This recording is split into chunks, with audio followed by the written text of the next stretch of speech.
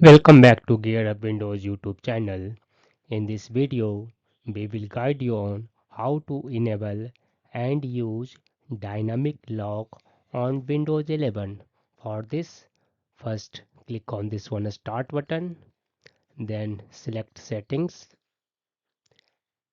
In settings window, select Bluetooth and devices, then click on this one plus add device button, select Bluetooth.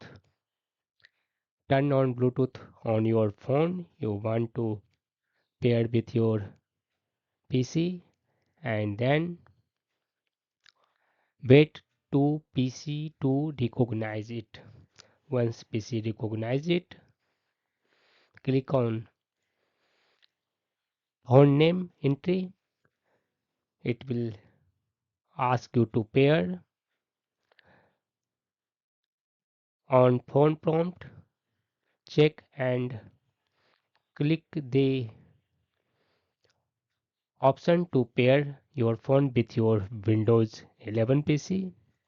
Once pairing is done, click on this one accounts category, then scroll down and click on sign in options, then click on this one dynamic lock, then click here allow Windows to automatically lock your device when you are away.